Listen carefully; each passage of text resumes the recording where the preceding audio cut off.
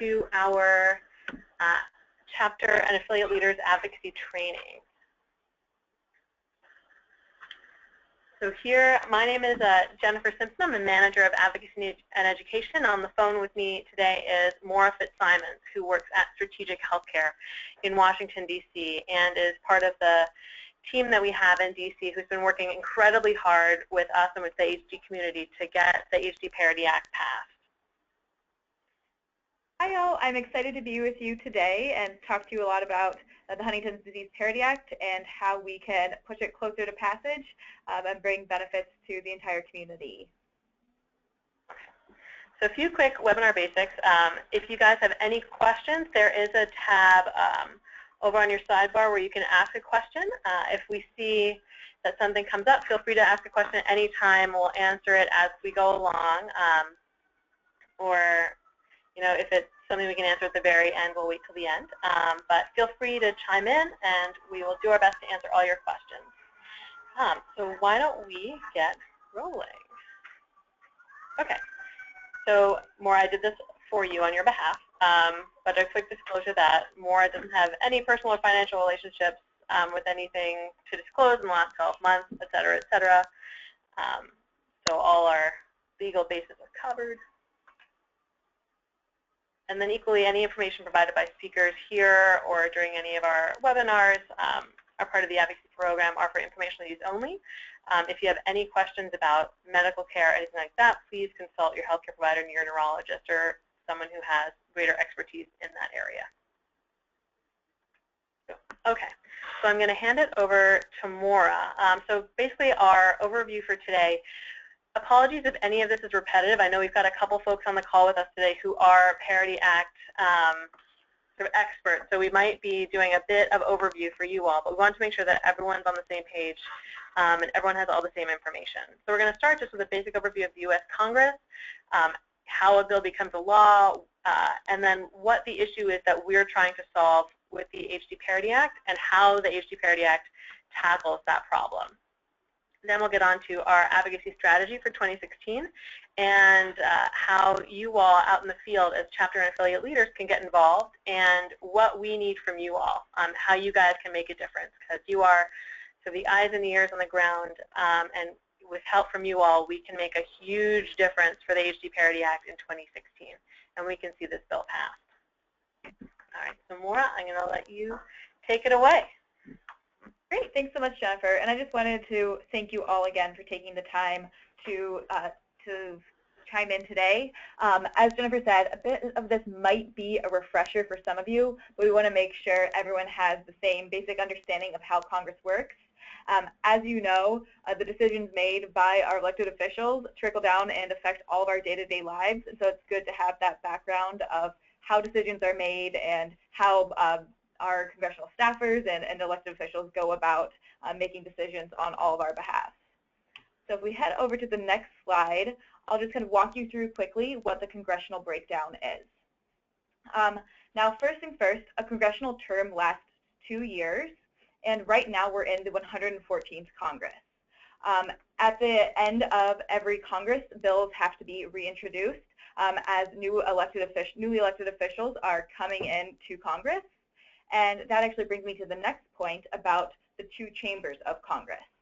And so, as some of you may be aware, there are, as I said, 2 chambers of Congress.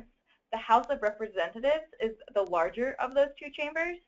It has 435 voting members from each of the states, and the representatives for each state are proportional to the size of the state.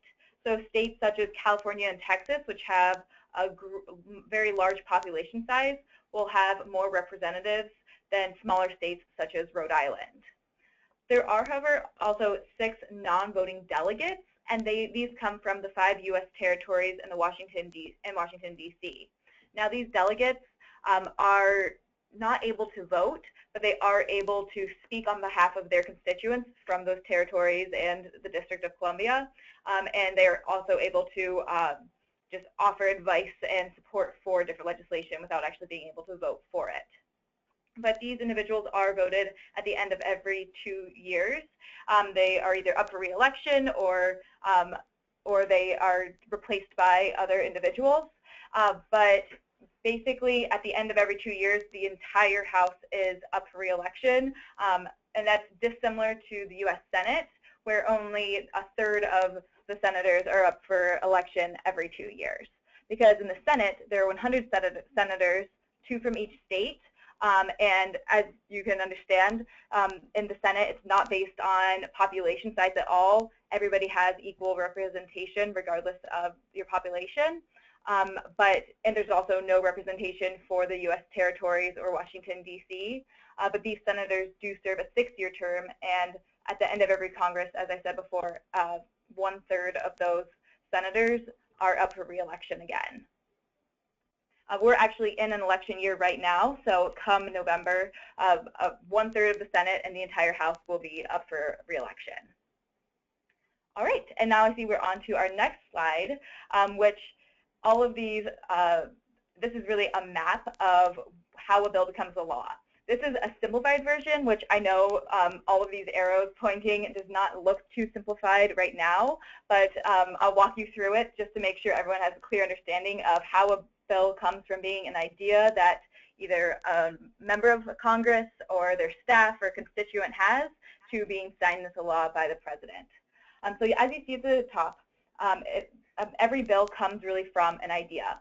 And this is what happened with the Huntington's Disease Parity Act.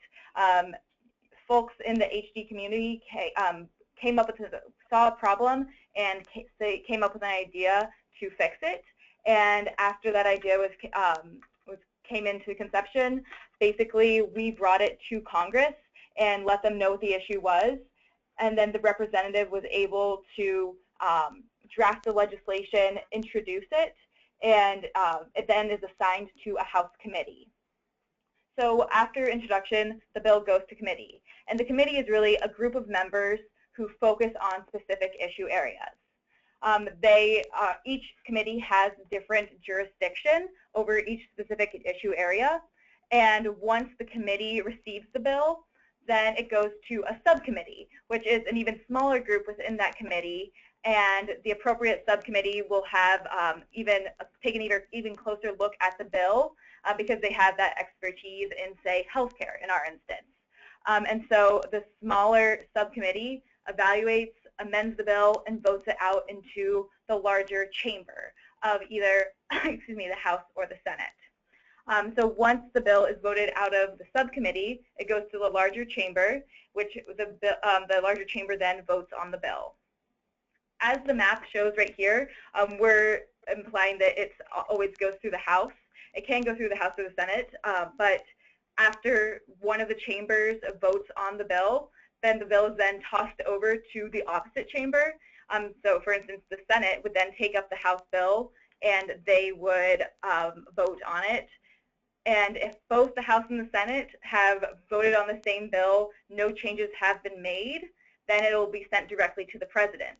However, if there have been any changes to the bill, no matter how small, between what the House votes on and what the Senate votes on, then the bill goes back to a conference committee, which includes members from both the House and Senate. They amend the bill, compromise. The bill is sent back to the respective chambers to vote on, and then it is finally sent to the President. When the bill finally gets to the President, he or she has the option to sign the bill into a law, veto the bill, or take no action, which essentially means the bill does not go into law, but it's just it kind of just disappears from the docket, and the Congress doesn't have the opportunity to override that veto. So that is as simplified a version of how a bill can come into law, but that we could articulate in this one slide. But it is a long and lengthy process, but one that is we're working through at the moment.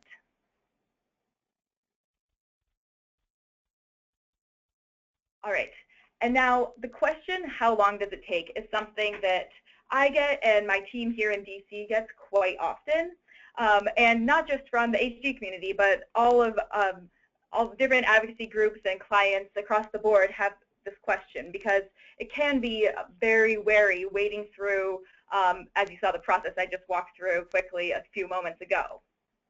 But as I was saying, there's no magic timeline for when a bill will be passed into law. Some bills are introduced and voted on very quickly, while others are introduced Congress after Congress and take up to decades to pass. It really is just dependent on the political situation and what's happening in the outside world as well. Because as you may have heard in the news, if there's a particular natural disaster or some other event that really sparks interest in Congress, then a bill is much more likely to pass quickly. Whereas things that have a lot of support but are still just not able to take priority because there's something else that Congress has focused their attention on, it oftentimes takes a lot longer for those bills to be passed into law. And the truth of the matter is that most bills that are introduced never become law.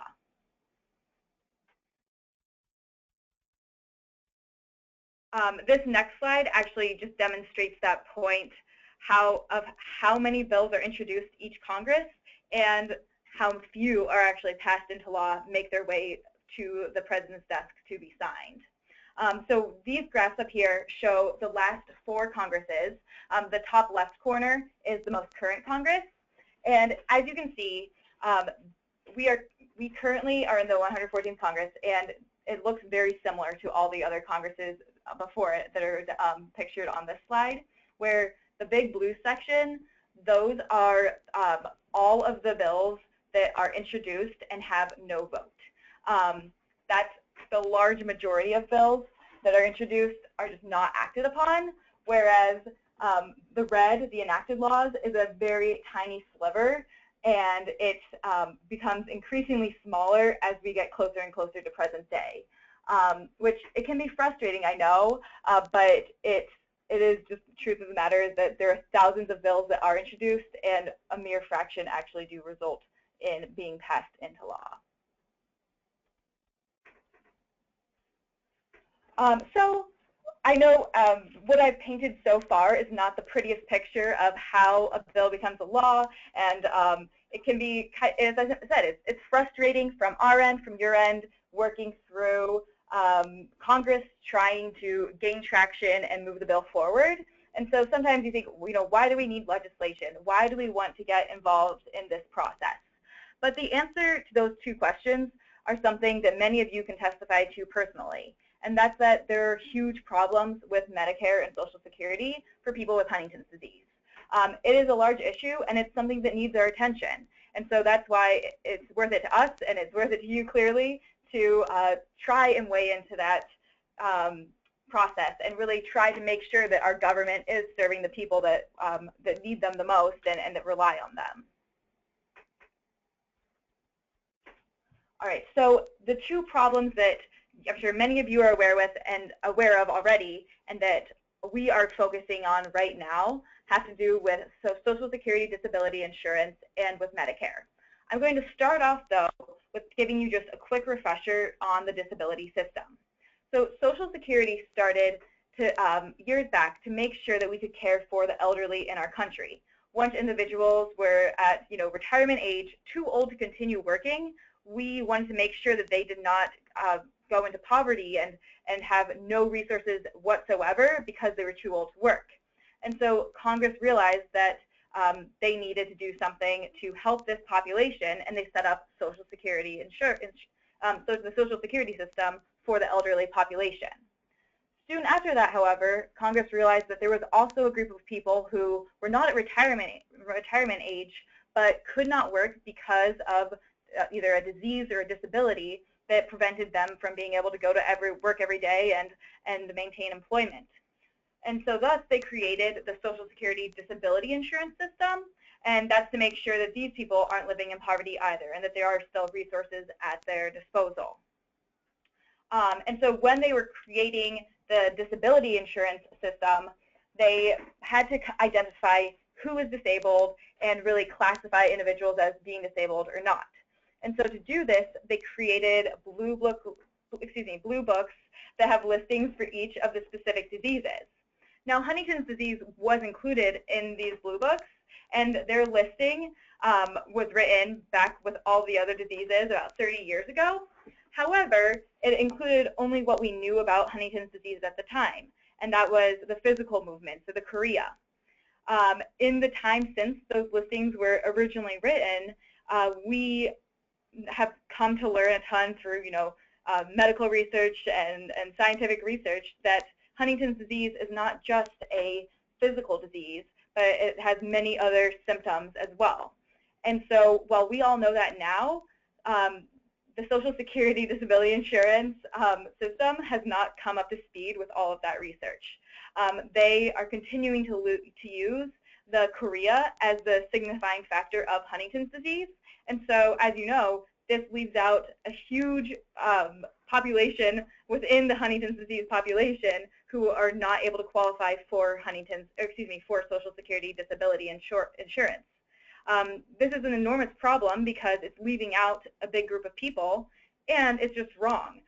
The government is failing to fix the problem, and the lack of complete guidelines is leading to long delays for SSDI, which, as you all know, is a huge struggle for individuals on a daily basis.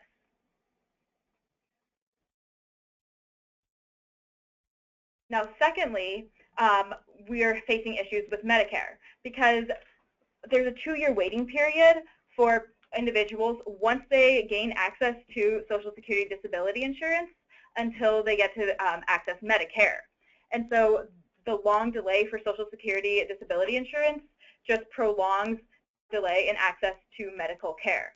And this puts us in the backbench for getting Medicare coverage.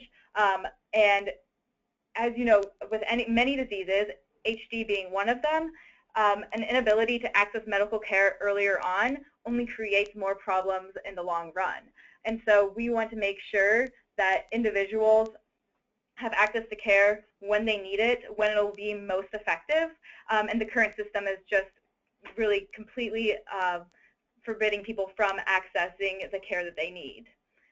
So what we need to do is make sure that people have access to care earlier on, similar to what was done for 2 other diseases, that being ALS and end-stage renal disease. The 2-year waiting period was waived for ALS back in the early 2000s when Lou Gehrig came to Congress and testified before Congress, letting them know that they needed access to care earlier. And then end-stage renal disease was actually waived back in the 1960s for individuals who have those diseases. Now, as I mentioned, those are the only 2 diseases to have the waiver for Medicare, but it's something that we want to see for the Huntington's disease population as well.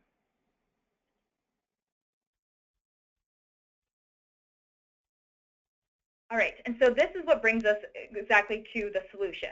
And as you may know, we have the Huntington's Disease Parity Act, which is, has been introduced in this Congress as HR 842 and S 968. And as I alluded to in the former section, the Huntington's Disease Parity Act does 2 things. First, it forces the Social Security Administration to revise their outdated criteria for determining disability for individuals with HD. Really making sure that the regulation comes up to speed with all the scientific research that's been done over the past 3 decades. Making sure that individuals, when they're applying for Social Security disability insurance, are being evaluated based on the actual conditions of Huntington's disease, not looking at something that was written 30 years ago. And second, the bill would waive the Medicare 2-year waiting period for individuals with Huntington's disease once they've already qualified for Social Security disability insurance. And again, this ensures that individuals with HD get the care they need, when they need it most, when it will be most effective for them.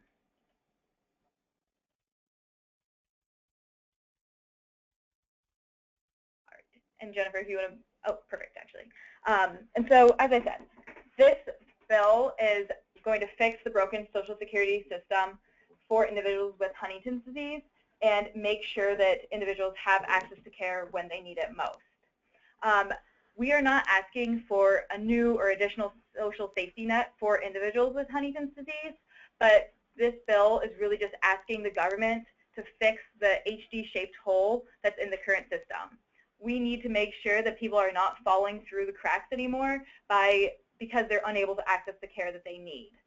We want to make sure that individuals are able to remain independent and surrounded by their loved ones for a longer time, and prevent the unnecessary and burdensome financial and emotional harm that comes by these benefits, which are intended to serve this population, but they're failing to do so. We want to make sure that people are prevented from dealing with any of that harm. And so the bill is it's simple in nature, but it does go a long way to make sure that people's quality of lives are vastly improved. Now, there is one note that we have to say. I know it's hard to put a monetary value on a loved one's life, but unfortunately, Congress does look at things in those terms, and so we do have to mention the cost for you.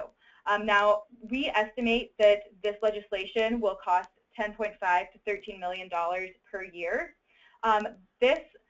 When I think of $10.5 to $13 million per year, it sounds like a considerable amount to me at first blush, but for the government, this is actually a rather small decimal point in their overall budget.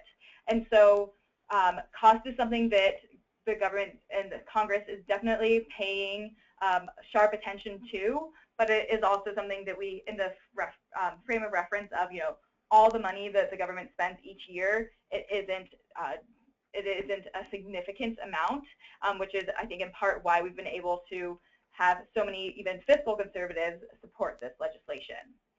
Which we can actually, that brings us to the next slide, which is about where we stand today in terms of House and Senate co-sponsors on the Huntington's Disease Parity Act. This chart shows you the number of co-sponsors we've had over the last four Congresses. To the left is the 114th Congress, where we stand today. We are halfway through the 114th Congress, but as you can see, we have more co-sponsors than ever before. We have 234 House co-sponsors, 17 Senate co-sponsors, bringing us to a total of 251 co-sponsors. This is incredible for any legislation, and we're so grateful for the support of all of our advocates who have come into town, written letters, sent emails, called their congressional staffers, because it's really all thanks to you and all of your friends, your family, that we've been able to get to this point. This is a tremendous point of success, and as you can see, there's stars next to all these numbers because they're continuing to grow.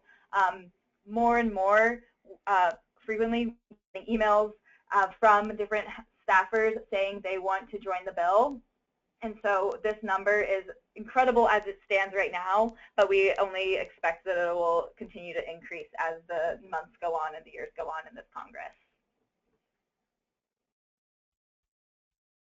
So I want to tell you a bit about our champions for the Huntington's Disease Parity Act. In the Senate, we have Senator Gillibrand and Dr. Cassidy. This year, the 114th Congress was actually our first Congress where we had bipartisan introduction in the Senate, and so we're really thankful to have Dr. Cassidy on board as well.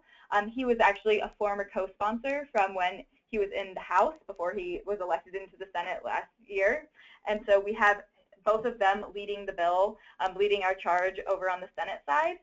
On the House side, we have Representatives Kinzinger and Pasquarell. They are long-term supporters of the bill, and they continue to push forward on the House side, really making sure that their colleagues are aware of the importance of this legislation. So in addition to having very strong supporters as champions of the bill, as our original co-sponsors of the legislation, we also have a great deal of support on the key committees in the House and Senate. So right now, I'm just going to run through what these committees are. As I mentioned back when we were going through that map of how a bill is passed into law, I talked about how it has to go to a committee that has jurisdiction and be voted on there. And so our bill is currently on the House side in the Ways and Means Committee. The Ways and Means Committee has jurisdiction over healthcare and Social Security, the two parts of our legislation, the Huntington's Disease Parity Act. And so that is the committee that our bill has been referred to. However, There are other committees that also have jurisdiction over healthcare, those being Energy and Commerce and Appropriations. And so those two committees, while it's not directly under Energy and Commerce or Appropriations, we still have a great deal of support from members on those committees because they are key leaders in Congress regarding all things healthcare. And it's similar setup in the Senate, where the Finance Committee is where the bill has been referred to because they have full jurisdiction over both parts of the bill. But then we also look to the Health, Education, Labor, and Pensions Committee, or Health Committee, and the Appropriations Committee as being key. The members of those committees are key players and people we are definitely going to support this bill. So as I mentioned before, we have 234 bipartisan House co-sponsors in the House. And these co-sponsors come from 41 states and the District of Columbia.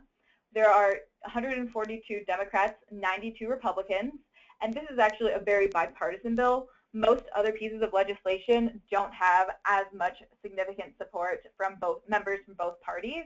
And not only do we have members from both parties on the bill, but we actually have members from very polar opposite sides of the political spectrum in support of this bill, which is a huge accomplishment and really just goes to show what a common sense solution this is for individuals living with Huntington's disease.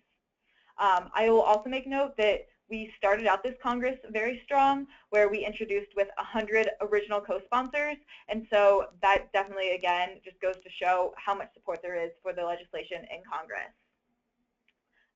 On the Senate side, we have 17 bipartisan Senate co-sponsors coming from 13 states, and that's 13 Democrats, 3 Republicans, and then 1 independent senator who is also in support of the legislation. And again, this is very exciting. While the number is a little bit smaller on the Senate side, the number 17 is significant because really bills over 10 with over 10 co-sponsors on the Senate side tend to gain a lot more traction and really does show a lot of significant support. And so here we have a map for you to see just where those senators and representatives who are co-sponsoring the legislation are coming from. In case it's a little bit difficult for you to read the key, I'll just show you, I'll read out what each of the different colors means. White means we don't have a co-sponsor from that state yet, but that also just shows that we have a lot of room for growth and hope to get some co-sponsors from those states very soon. And all of those states actually have only 1 representative for them. So if we just get 1 representative to sign on to the bill, then we will be able to fill in those states pretty quickly. Because those are, as I said, some of those states that don't have the large delegation. The gray means that we have a former co-sponsor but no current co-sponsor. And so this is something that we need to follow. We need advocates to follow up with, specifically the senator from Montana who isn't on the bill yet, just to make sure that they are aware that it's still a priority for constituents and it's something that they should be in support of. Now the light purple color shows that we have 1 co-sponsor from the state. A little bit darker in the magenta-y color means that less than a quarter of the delegation is co-sponsoring the HD Parity Act. Dark purple shows that 25 to 50% of the delegation is co-sponsoring. Light blue means 51 to 99% of the delegation is co-sponsoring. And then dark blue means 100% of the delegation is co-sponsoring. So we are very excited to have 1 state that has 100% of the co-sponsor of the representatives and senators co-sponsoring, and hoping to be able to change a few more of these states' colors soon.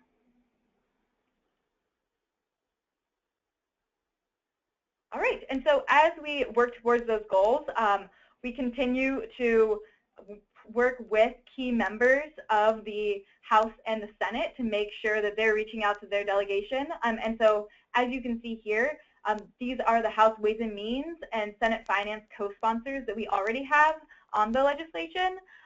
Again, this is all thanks to advocates who were able to reach out to the office either here in DC or back in the district and really encourage them to sign on to become a champion of the HD Parity Act. And so we continue our focus on the House Ways and Means and Finance Committee, Senate Finance co-sponsors, because they really are the key players who will help us move the bill out of committee and get it onto the full floor so that it can then eventually be passed into law.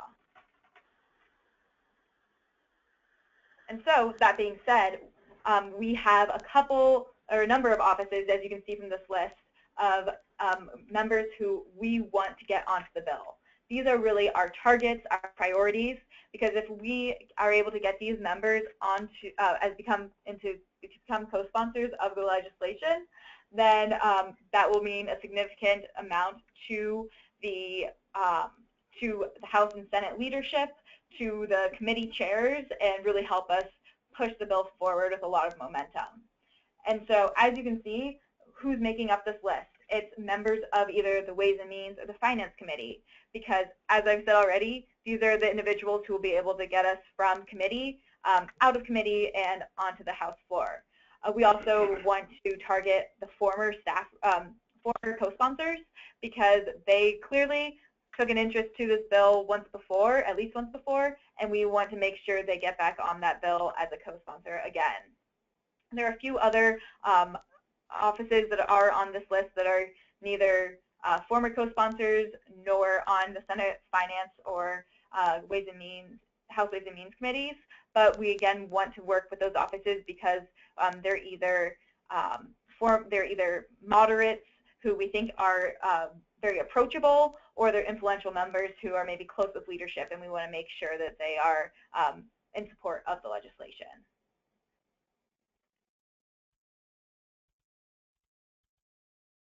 Now, if you didn't see a legislator from your area on the list before, don't worry. We have an extended list of targets that we can send to you, but those are really just the top of our list, the cream of the crop, if you will. But we really just adding as many members as possible will be a huge benefit. We will be happy to help you find out who your representative is, whether or not they are on the bill already, and make sure that whoever is representing you is representing your interests and your needs by co-sponsoring this legislation. Because that's what their job is to hear from you and then to look out for their constituents. And so we want to make sure that they are aware of this issue and that you are impacted by it. So Jennifer, do you have anything else to add on this slide? Absolutely. So just like Maura said, we have a huge list of targets. Even though we have a lot of support throughout almost all 50 states, there are still a lot of members who we need advocate outreach from, and that is something where chapter and affiliate leadership could do so much good. So again, if you didn't see your state or your district listed above, or you need more information, give me a call or send me an email, and I'll help you figure out who is a target in your area and how you guys can help work to get the HD Parity Act on their radar screen. Okay, so now we get to the really good part, which is how chapter and affiliates can get involved. Maura did such an amazing job at giving a big overlay of how Congress works, where we're at in the process, how far we've come, especially in 2015, thanks to advocate outreach, thanks to folks in the field doing a lot of groundwork. And we think with a little bit of a bump from chapter and affiliates, we can get this over the finish line.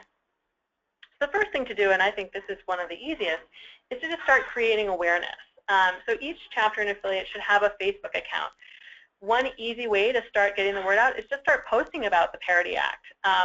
We have an online action center where we post, where you can go in and take action online. You can do it from your computer, you can do it from your phone, your tablet, so easy.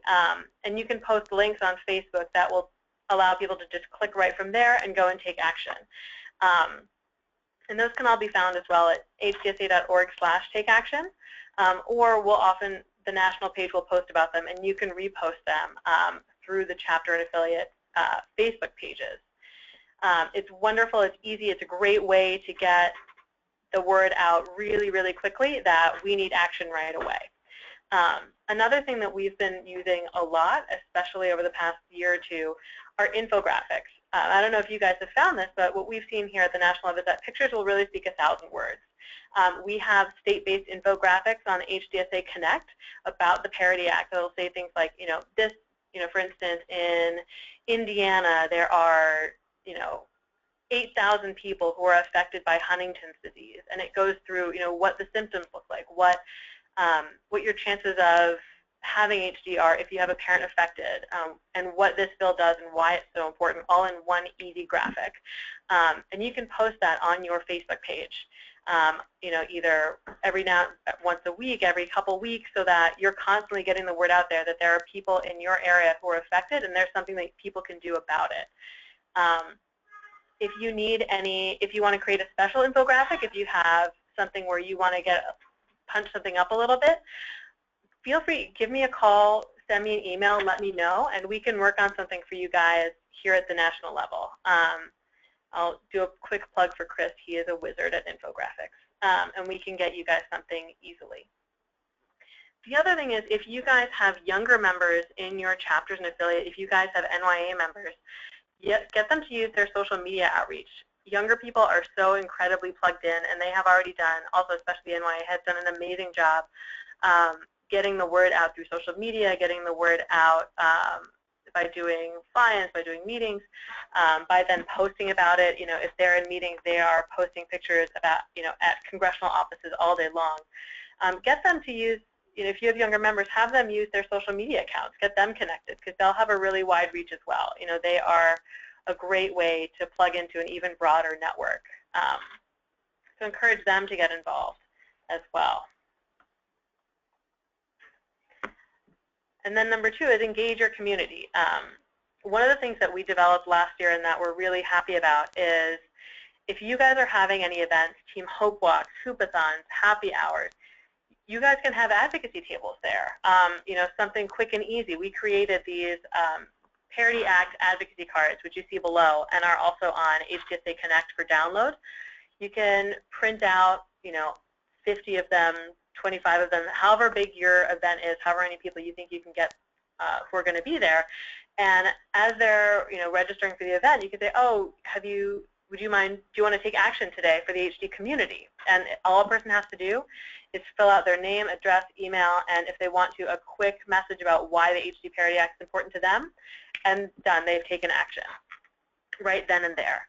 All you have to do afterwards is, if you've collected a bunch of them, let me know, and I'll tell you where you can send them. They go straight to Maura's office at Strategic Healthcare in DC, and they use them in meetings with members of Congress on a pretty regular basis. So those messages don't get lost in the fray. They go directly to power. So those are a great, great, great resource that you can use at any event that you guys are having, and you can make a difference right then and there. The other thing is to really get creative. Something that we are also developing and that we have developed are advocacy event kits. So if you guys are having bigger events, a Team Hope Walk where you might get 150, 200 people, even more, we can create maps for you guys, not unlike if any of you guys were, hopefully most of you were, at convention where we have, like this past year, we had those big maps of Texas that people signed and put their ribbons on. We can create the same thing for you guys to have at your events, so that people can go and sign their names, put little blue ribbons on there to show that they support the Huntington's Disease Parity Act. And those are really, really powerful. We have members of Congress who have them up in their offices as we speak after they've gotten them from conventions. So those are really great tools. If you guys are having events and want those larger events and want an advocacy kit, let us know, and we can get those to you guys. We're also developing media campaigns. So one thing that we've already started this year is the I Care HD Parity Act congressional campaign. So what we've been doing is having folks from the HD community write out their stories and send in a picture of themselves, and those which ends up as messages that go directly to members of Congress and to their emails internally. Basically as sort of a plea to say, this is who I am. I'm a I'm a citizen, I am a member of your district, or I'm a constituent, and this is why this matters to me. This is my story. This is why I care, and this is why you should pass this bill for me and for my family. We've seen this work really well on other bills like 21st Century Cures, which some of you guys might be familiar with, and we are so thrilled about being able to do it for the HD Parity Act. So if that's something where you have chapter members, or if you have affiliate members who you think might be interested in doing that, it might be you guys on the phone today.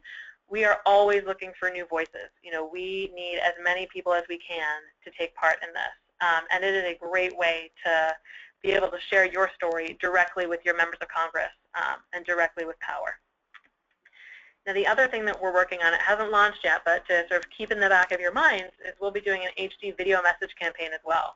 That's going to be going to include both members of community and hopefully members of Congress, saying these two phrases. Together we will pass the Huntington's Disease Parity Act, and together we will make a real difference in the lives of those with Huntington's disease.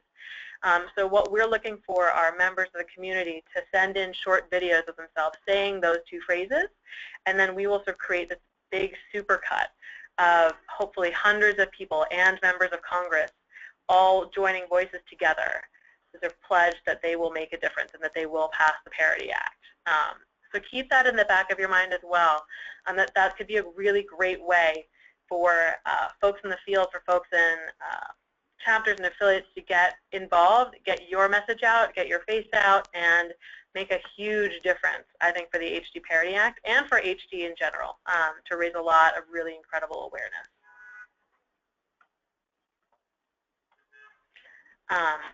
And the other thing that's really amazing about advocacy is it's also a great way to promote your chapter and affiliate.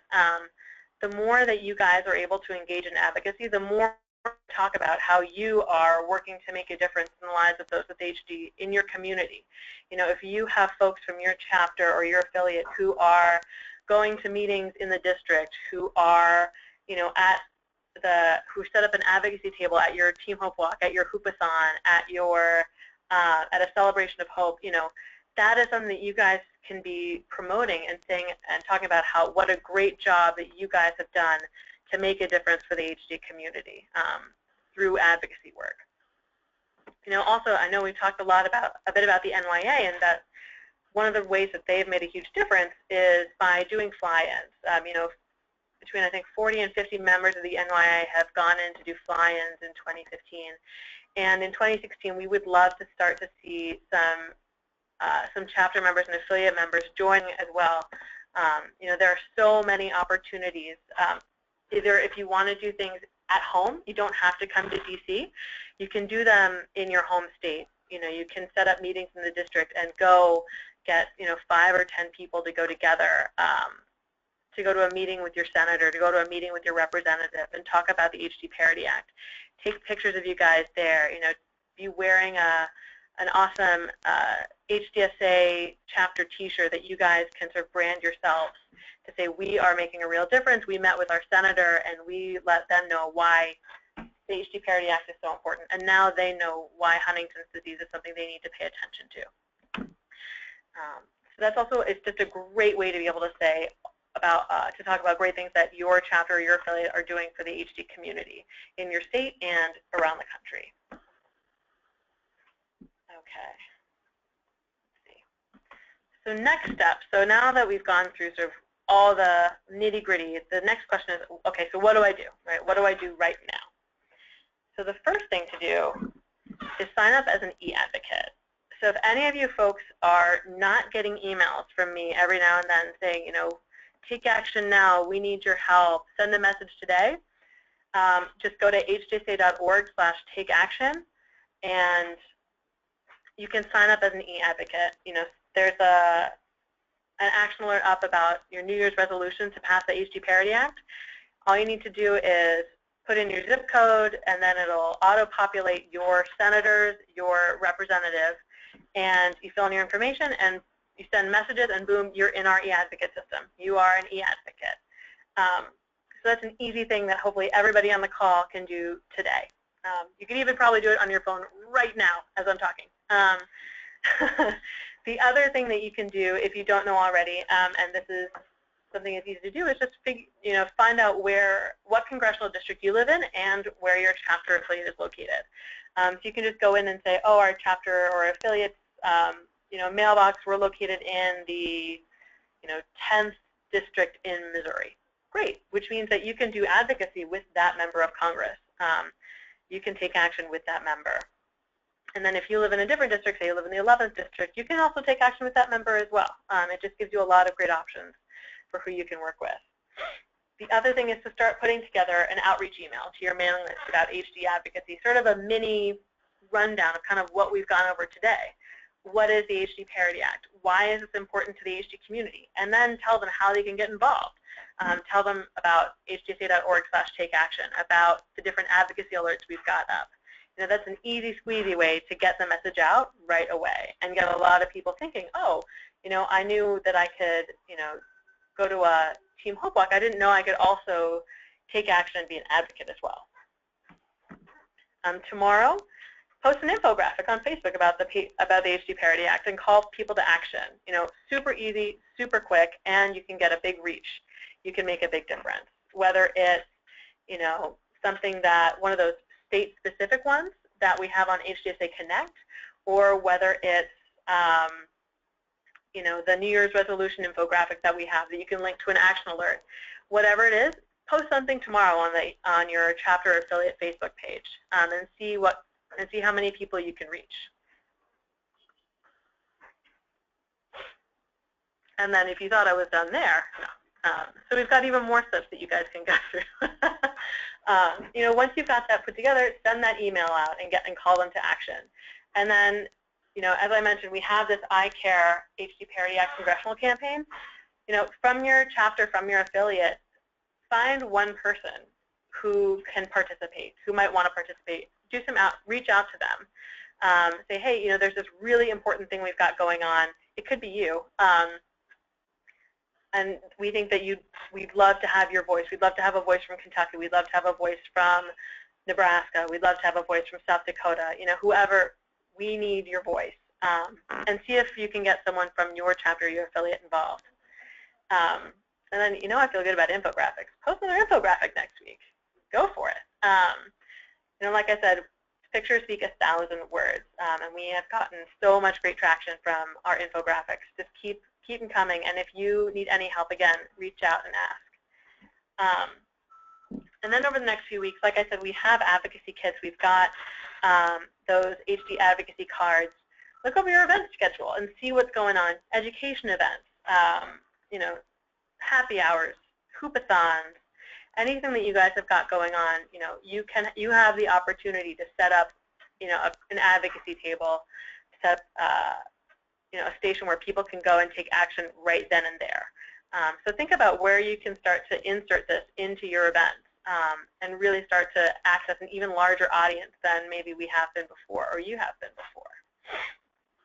And if you've got any questions or anything like that, always email me. And if you've got an event where you're going to have a lot of folks and you need one of those advocacy kits with a map, let me know and we can get one of those to you guys as soon as possible.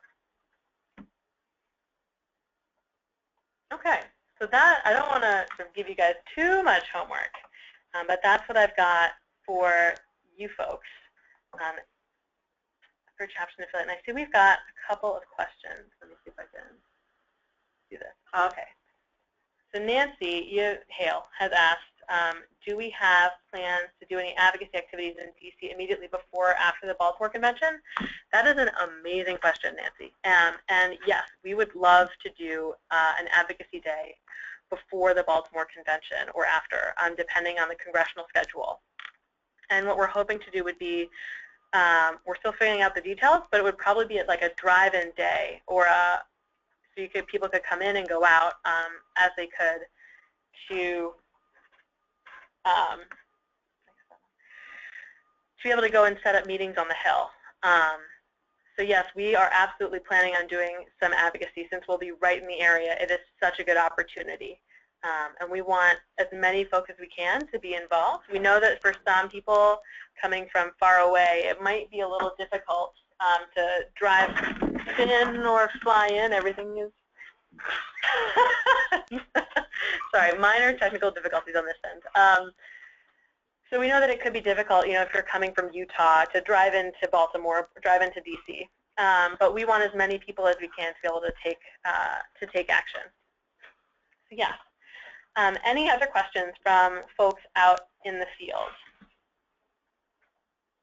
I have a question. Yes, Nixie. Thank you.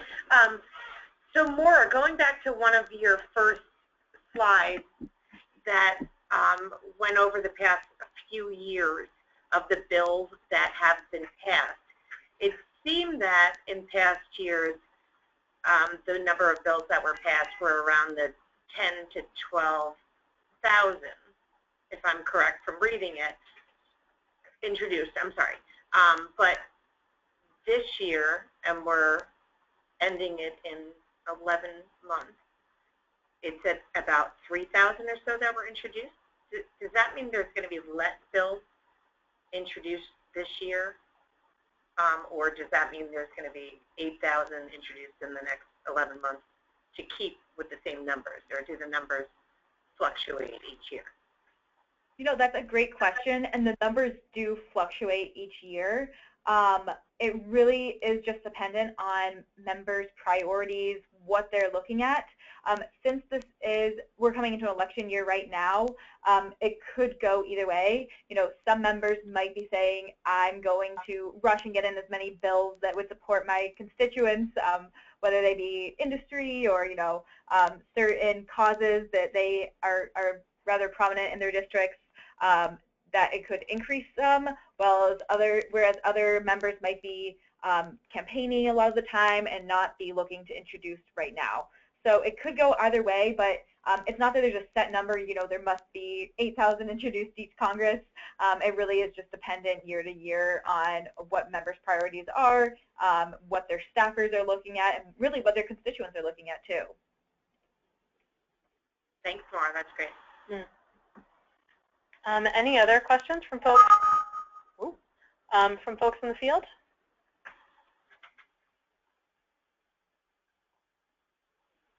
Doesn't seem like it.